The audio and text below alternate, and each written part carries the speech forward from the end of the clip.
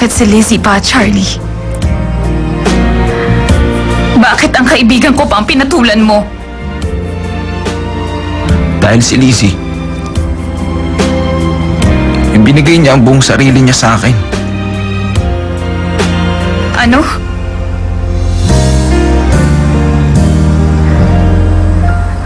Ano bang ibig mo sabihin? Parati ka kasi nagpipigil eh. Di mo binigay ang sarili mo sa akin. Pinagdududahan mo ako. Hindi mo alam kung kaya mo ako pakisamahan habang buhay. Wala kang katiwa-tiwala sa akin. Hindi kita naiintindihan. Kailan ko yun ipinaramdam sa'yo?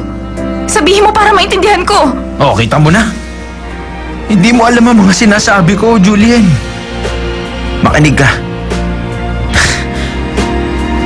Nasa edad na tayo eh. Hindi na tayo mga bata. Hindi tayo yung mga teenager na nagde-date. Gusto kita at may pangangailangan ako bilang lalaki. Kaya lang ikaw. Napaka-naive mo. Isa kang inosenteng babae. Merong inosenteng puso. Ganon ka eh. Yun lang? Ang dahilan mo? Dahil doon, kaya mo ko pinagpalit?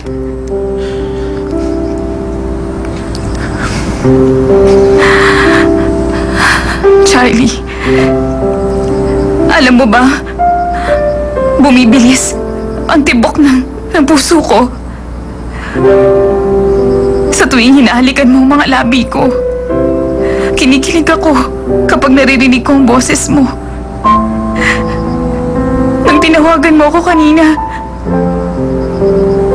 gusto kong tumakbong papalabas ng bahay. Hindi na ako nagpalit ng damit ko. Ayokong magsayang ng oras, gusto na kitang makita. Hindi pa ba sapat ang mga ginawa ko? Sabihin mo, hindi ko ba binigay ang sarili ko sa'yo? Hindi, Julian. Dapat pinatunayan mo sa akin ang pagmamahal mo. Alam mong simpleng lalaki lang ako, hindi ba? Dapat binigyan mo ako ng assurance na ako lang ang lalaking pakakasalan mo. Kung ganon, kasalanan ko. Hindi kita sinisisi, Julian. Ang gusto ko lang, malaman mo na magkaiba tayong dalawa.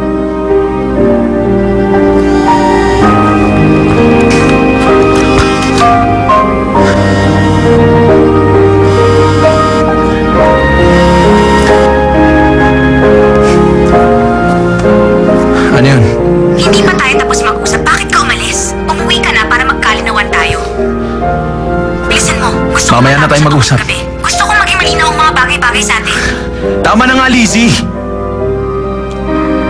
Makinig ka. Wala na akong gusto pang sabihin sa'yo kaya wag mo na lang ako hintayin. Matulog ka na.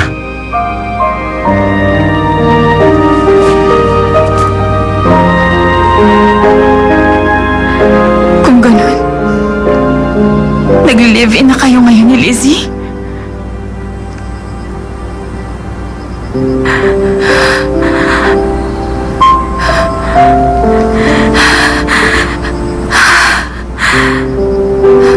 Pero heto ka.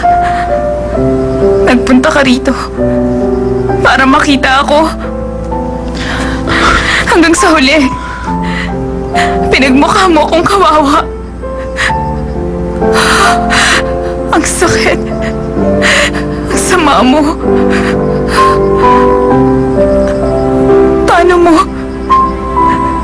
nagagawang iparamdam sa isang tao na kawawa siya? Charlie, umalis ka na.